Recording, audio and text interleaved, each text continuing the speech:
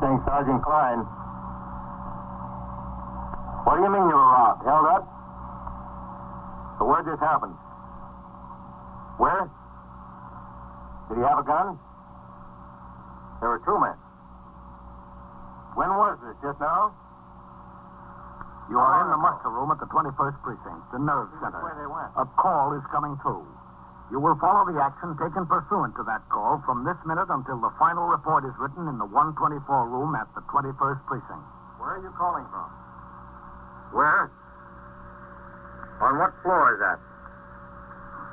All right. You take the elevator back downstairs. The officers will be right there. They'll be right there. You just wait. Yes, ma'am. 21st Precinct. It's just lines on a map of the city of New York. Most of the 173,000 people wedged into the 9/10 of a square mile between Fifth Avenue and the East River wouldn't know if you asked them that they lived or worked in the 21st. Whether they know it or not, the security of their persons, their homes, and their property is my job.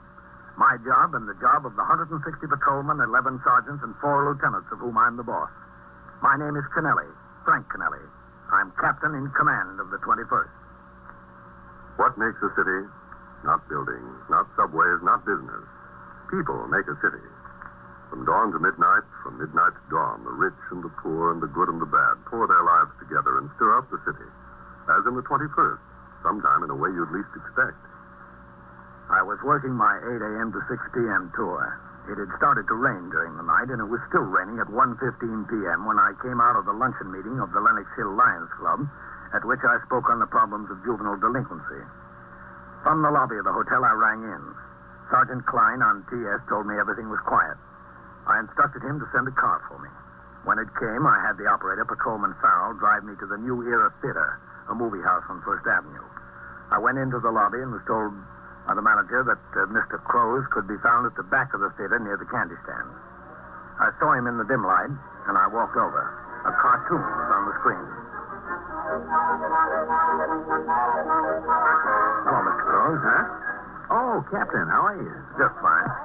I had a report from Sergeant Collins on the night tour that you've been having some trouble over this way. Yeah, that's right, Captain, but I told the sergeant what was on my mind last night. I appreciate you stopping by anyway. Well, I'm giving instructions to the men on post and in the cars here to pay special attention to the conditions. Oh, well, thanks. Oh, just a second. Here's that scene. I get the biggest kick out of these cartoons. I don't know why. You ever see anything so funny? Well, sure clever, all right. Look in there, Captain. A rainy afternoon and business is just fine. You know, I got the answer to what's wrong with the picture business. Have you? Mm-hmm. If they make a good picture, you do business. Even on a day like this. It's simple. Make all good pictures. How many kids, as a rule, hang out at that candy store at night, Mr. Cross? Well, you know, it varies. Now, on a nice night or a Saturday, there's a whole gang of them. They yell and they make jokes at the people coming on their way to the theater at night. And that can scare them. I don't need my patrons scared away. Condition at the box office is bad enough, and it's not healthy for the neighborhood. All right, Mr. Cross. We'll see what we can do about it. Look at that rabbit. How do you like that? You know, I see a feature picture once, I'm through with it, but I can watch these cartoons 4 or 5 times a day. Yeah, well, if the condition doesn't clear up, Mr. Cross, you just get in touch with me. Oh, is this the cop looking for you, Captain? Oh, yeah. Excuse me, Captain. Yes, Farrell? Signal 30 just came over. Yeah? Hold up just around the corner at 340. I thought you might want to take a look. Yes, I do. So long, Mr. Cross. Thanks, Captain. One man, no description put out yet. All right. Let's go. I left the theater with Patrolman Farrell. It was still raining.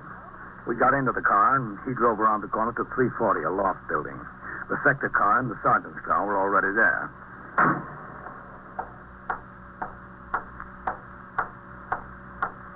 Sergeant Burns had posted his operator at the front door of the building to keep the curious out of the lobby.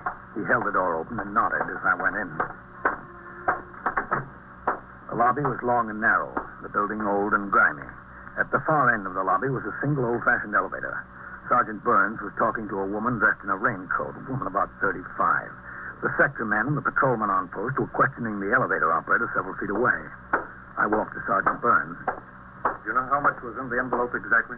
Hello, Sergeant. Well, Captain? there was $1,362.25. Exactly? Yes. How did you know that? I just came from the bank. It was the payroll. Oh. Captain Kennelly, this is Miss Beatrice Parazoni. How do you do? Is that how you pronounce it, Parazoni? Pleased to meet you. Yes, that's right. She's a bookkeeper for a firm up on the 6th floor, Captain. Hmm. She was coming back from the bank with a payroll. A man followed her into the lobby and onto the elevator, pulled a gun, took the package. Then he forced the elevator operator to take them back down to the ground level. He got off, told him to go straight up to the top. Is that about right, Miss Parazoni? Yes, that's right, exactly. Did you get a description, Sergeant? Yes, sir, as good as they could give me. I didn't remember much. I honestly didn't. I could only look at that gun. That's all I could see. The elevator operator's not so good with the English. I called TS, gave him the best description we could get. Good. What kind of company is it you work for?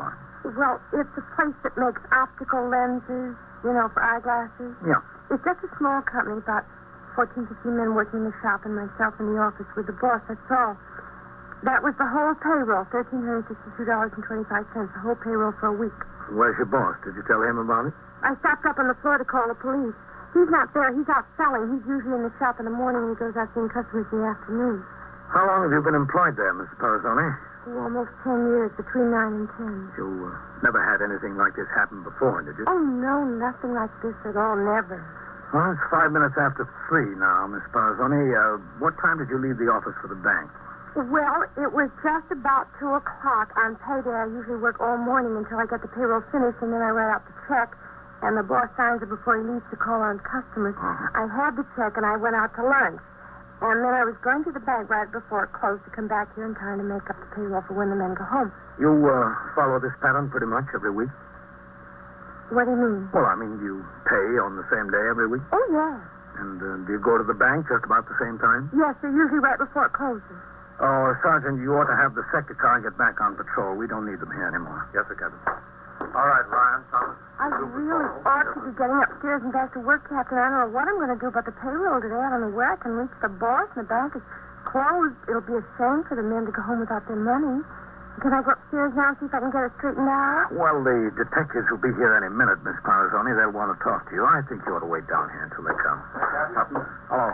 Ring in when you get back in service. I don't see what I have to wait for the detectives for. I told you everything I know. I told you and that sergeant and the policeman there. Yes, well, it's the detective's case. It's up to them to conduct the investigation. I see. Out of all people, Captain, I don't know. Why did they pick on me? The funny thing, he picked on me. Is it? I guess he didn't pick on me. He just picked on the $1,300. The essential duty of the uniformed force is patrol. When the criminal is unknown or has fled, it is the job of the detectives to investigate. In this, as in all similar cases, the 21st Detective Squad under the command of Lieutenant Matt King was notified by the desk officer immediately on receipt of the report. Within a few minutes, Detectives Ben Novak and Whitey Howard were on the job. Sergeant Burns opened his memorandum book and from notes he had taken for his UF-61 and unusual occurrence report, gave them the facts as he had learned them. He introduced them to the victim and to the witness, then resumed patrol. I returned to the precinct house. It was still raining, but not nearly so hard. I walked to the telephone switchboard where Sergeant Klein was on the boxes. Hello, Captain. Any messages, Sergeant? No telephone messages, no, sir, but there was a communication on the teletype addressed to all precinct, division, and borough commanders. I put it on your desk. Good. Tell Glass I'll read and sign whatever report he's got ready now. Yes, sir. I'll be in my office. Yes. 21st Precinct, Oh, Sergeant Klein. Captain Kennelly. Hello. All right, 24. Oh, hello, Mr. Cross. Captain, can I talk to you for a minute? What's the matter? Are those boys at the candy store giving you trouble this early in the day? No, I'd just like to talk to you, Captain, if I could. Yeah, sure. Come into my office. Thanks. Thanks a lot. Go ahead. Have a seat, Mr. Cross. Yeah. Thanks a lot. Well, what's on your mind? Well, Captain, I'm a curious type, like anybody else. I like a little excitement. Go on. Well, when that cop came in and told you there was a signal 30 around the corner, I got sort of interested. It's no secret what a signal 30 is. It's an armed felony, right? That's right. Well, anyway, I figured I'd like to see what's going on. So when you left, I got my raincoat and I walked around the corner. The cop was standing at the door of the loft building, so I couldn't get in. But I looked through the door and I saw that girl you were talking to, and from the conversation around there, I found out that she was held up for a payroll. Right? Yes, that's right. What about it? Well, look, it's none of my business, maybe. I feel like an idiot. Well, you came here to tell me, didn't you? Yeah, I did. That girl, Captain, the one that was held up, she did an awful funny thing a little while before. What do you mean? About 2 o'clock, I was standing in the lobby there. In the lobby of the theater. It was raining outside, and I was still wondering how we were doing all the business we were doing so early in the day with the weather. But a good picture will bring him in. That's all you need. What about the girl? Yeah, well, I guess it was about 2 o'clock. I remember it because she had on a funny brown raincoat with a plaid pattern. You know, the one she was wearing. Yeah. Well, she bought a ticket, and she came in the theater. Did she? Yeah, she did. Now, I know that's not funny in itself. I wouldn't have noticed her except for that raincoat. But I stand in the lobby a few minutes, talk to ticket taker, go to the box office, talk to cashier, shake hands with a few patrons. Mm-hmm. Then it's about 2:10, maybe 2:15, and I see this raincoat walking out again. Well, I figure this is funny. So I stop her in the lobby, and I say, "What's the matter, lady? Did you see the picture before? If you saw the picture before, I'd be glad to give you your money back. We don't want any dissatisfied patrons." What'd she say? She said no, she didn't see the picture before. So I told her, "Look, lady, if it's not the kind of picture you think it is, or you don't like it, let me give you a free pass. You can come back some other time. You know, we do these things for public relations." But she says, no, everything is all right. She doesn't want her money back or anything like that. Anyways, while I'm standing there talking to her, a man walks out of the theater, and he walks right past without saying a word. Well, she sort of looks at him like she was going to say something, like she knows him, but he walked out, and he didn't even turn to her. Yes? Well, that's all. Is it? Yeah, except that she left. Well, I see I shouldn't butt in anybody else's business. Sit down, Mr. Claus. You think there's something to it, Captain? I thought there was something to it. That's why I came over here, but I can't figure out what. What did the man look like? Well, that's kind of hard to say. Well, was he tall? Oh, I couldn't say he was exactly tall, but I couldn't say short either. Medium, maybe. You sure it was the same girl? I'm positive. I never forget a face, and I never forget a raincoat in the whole city of New York. There couldn't be 2 raincoats like that, at least in this neighborhood. Listen, Captain, you think there's something to it? You think I hit on something? Maybe. For what? What? Mr. Crows, it's just like in your business. They're not all good pictures. Some of them we have to clear up. The inconsistency of witnesses and their honest mistakes are major problems to law enforcement officers.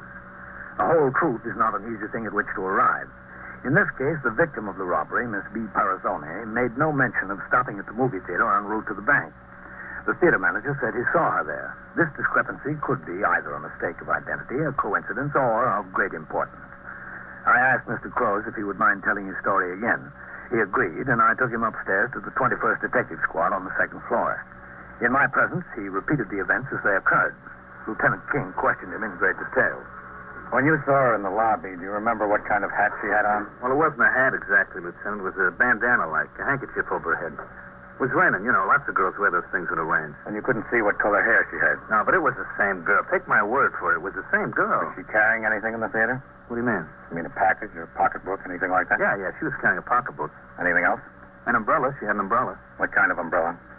What do you mean, what kind of umbrella? What color was it? What kind of handle did it have? Oh, well, I don't remember those things, Lieutenant. I didn't take that much notice of it. When you looked through the door at the building and you saw her standing there talking to me, Mr. Crows, did she have the umbrella in her hand then? Well, I don't remember seeing it, Captain. Maybe she put it down someplace. I don't remember. She might have had it. Mm-hmm. All right, Mr. Crows. Thanks a lot. Look, I don't know. Maybe I'm just shooting my mouth off. I don't even know what it all means. Probably just wasting your time and my time, too. What am I doing here? I should be over there thinking up ways to promote that stiff I've got opening on Monday. You're not wasting our time, Mr. Crows. We've got to consider every angle. Well, that's what I figured. Oh, thanks a lot, Mr. Crows. That's all right. We'll keep an eye on that candy store. I'd appreciate that, Captain. Novak. Ben Novak. Yeah, Lieutenant? Come in here a minute, William. Yes, sir. What do you think, Matt? I don't know. She could have had a good reason for stopping in the movie. If it was her. Yes, Lieutenant. Shut the door, William.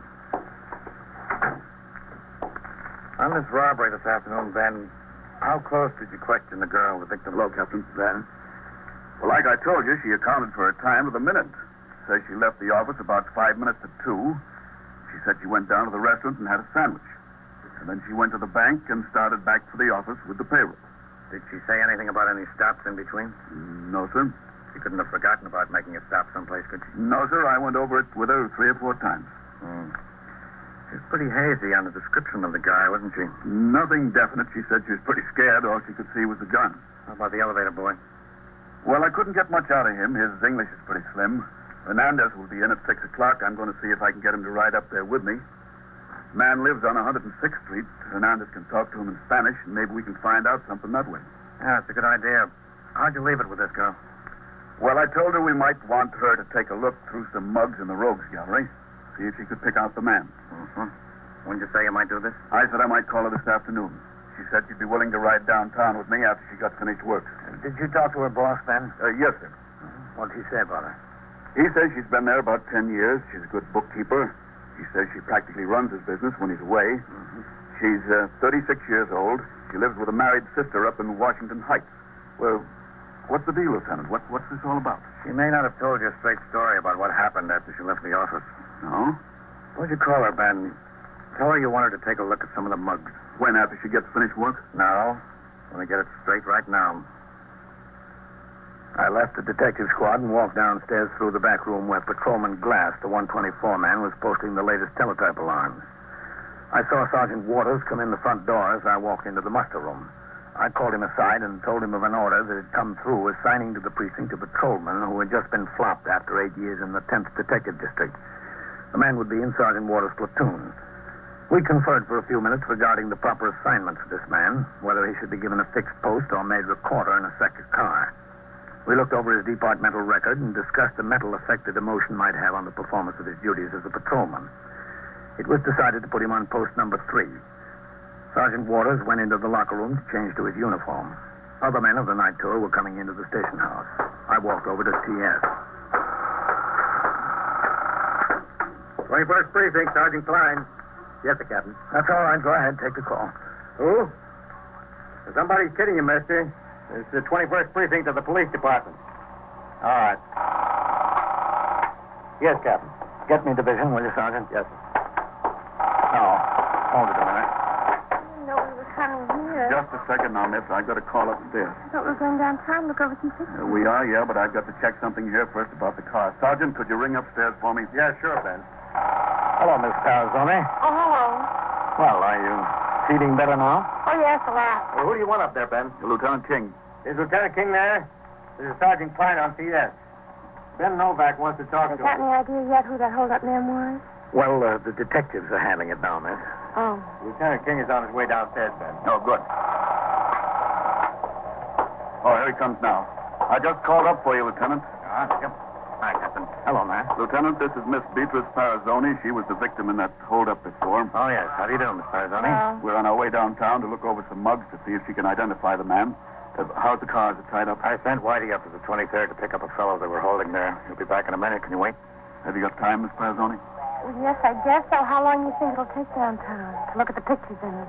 Well, there's a lot of pictures, isn't there, Captain? Yeah, plenty. Well, I'll call my sister. She's expecting me home for dinner. Oh, I think you'll be home for dinner, all right. We kind of early. Now, according to Detective Novak, you said you went downstairs about 2 o'clock or 5 minutes after.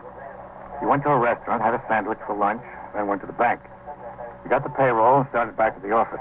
That's what she said she told you. Was that right, then? Yes, sir, that's what you said. Well, that's what I did then. I just wanted to get it straight. How long has your boss been in business there, Miss Parazzoni? He started just before the war. Have you been with him all that time? Well, practically, Captain. I came in 1943. You live with your sister, is that right? Yes, that's right, up in Washington Heights. She and her husband. And their boy. They have a boy, 6. How old are you? 36? You ever married? No, sir. What do you do when you're not working, Miss Parazzoni? That's sort of a personal question. Well, maybe. I'm just a curious type. Nothing much. You have a boyfriend? I don't think I have to answer that, do I, Captain? Well, it's up to you. What do you want to know all about me for? I'm beginning to resent this. Well, when something like a robbery happens, he wants to know all about everything. Do you have a boyfriend? No, sir. Captain, he's going to turn out the platoon? Yes, right now. They come marching right out here, miss. Captain, can we wait in your office for a minute? Yeah, sure. Go ahead. All right. Come on, this way, Miss Parazzoni. Ben. Yes, sir. Won't be for a few minutes. Platoon. Forward. You want to say anything to them, Captain? Yes.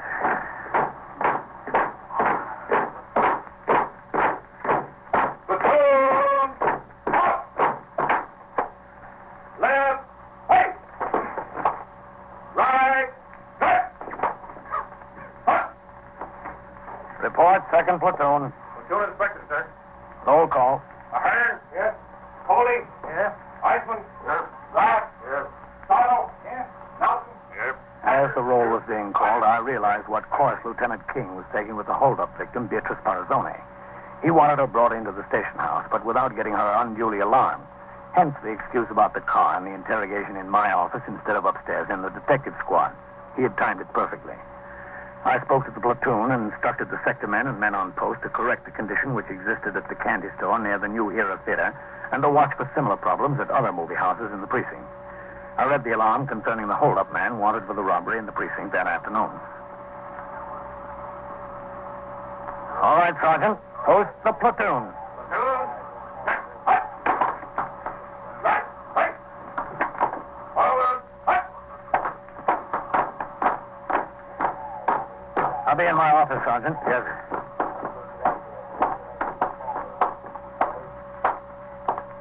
Matt? Oh, come in, Captain. I want to get at these reports here. That's all right. We're just talking. You're sure we're not disturbing you here, Captain? No, go right ahead. Ben, do you want to check on the car? Okay, Lieutenant. Close the door, will you? Yes, sir. What else do you do in your spare time, Miss Parazone? Well, I read, and I sit with a baby when my sister and her husband go out, and I like to go to a concert once in a while. I like music. What else? Nothing much else. Movies? Do you like movies? Sure, once in a while. When do you go? At nights? Yeah, nice. I work in the daytime except Saturday and Sunday. The movies are usually too crowded on Saturdays and Sundays. There's other things to do. You ever go in the daytime? No. Then why did you go today? What do you mean today? Who said I went to the movies today? Did you? Well, yeah, for a little while. Now, wait a minute, just a second. I don't understand this. Just when did you go to the movies? When I left the office. You mean at 2 o'clock? Yes, that's right. You didn't say anything about that to anybody before? Well, I didn't think it was important. Turning out to be important, isn't it? Yes? Then why didn't you think it was important before? I don't know. I just didn't think so, that's all. What was the name of the man you met there? Where? At the movies. I didn't meet any man. Supposing I told you were seen with a man there.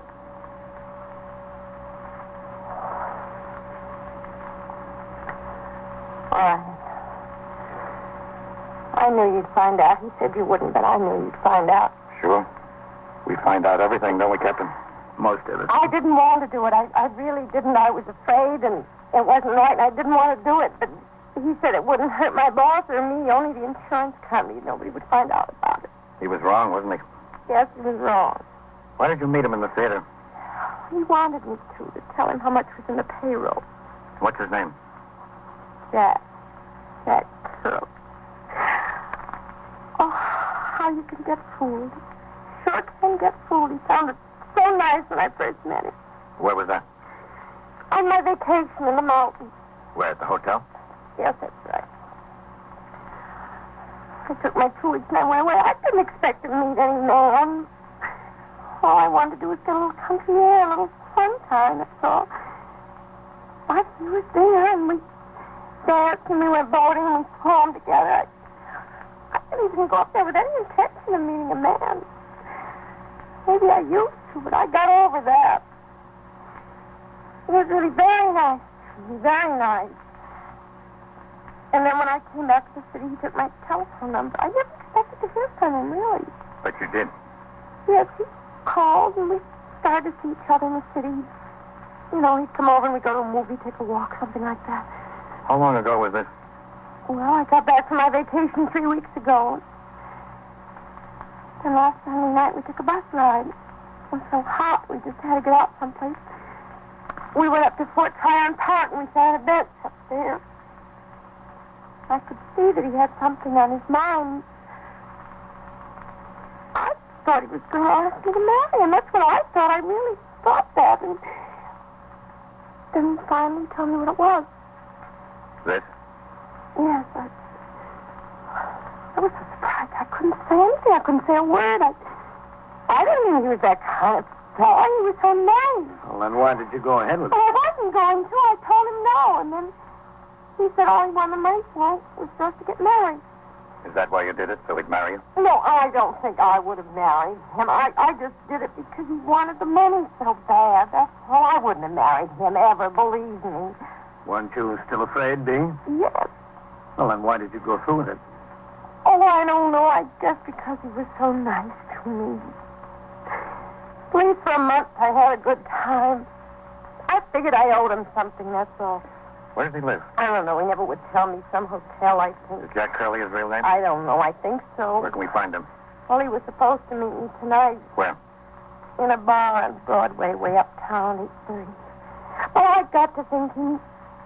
I think that all he wanted was the money from this. I think he made the date just so I'd go through with this today. I don't think he's going to show up. I don't think I'll ever see him again. You'll see him again. Maybe not tonight, but I guarantee you'll see him again.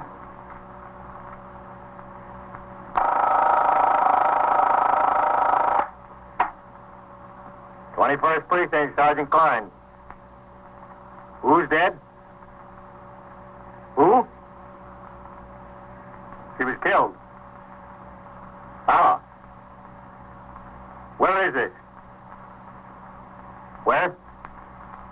88 East what? East 70th. Who is this calling? What's your name? Doris what? All right. Just stay right where you are. The officers will be there right away. Yeah, right away. Oh, don't worry about it. So They it take goes. care of it. Around the clock, through the week, every day, every year. A police precinct in the city of New York is a flesh and blood merry-go-round. Anyone can catch the brass ring, or the brass ring can catch anyone. 21st Precinct, a factual account of the way the police work in the world's largest city, is presented with the official cooperation of the Patrolmen's Benevolent Association, an organization of more than 20,000 members of the Police Department, City of New York. Everett Sloan in the role of Captain Kennelly, Ken Lynch as Lieutenant King. Featured in tonight's cast were Elspeth Eric, Mandel Kramer, Wendell Holmes, Bill Smith, and Lawson Zerbe. Written and directed by Stanley Niss. Produced for CBS Radio by John Ives. Art Hanna speaking.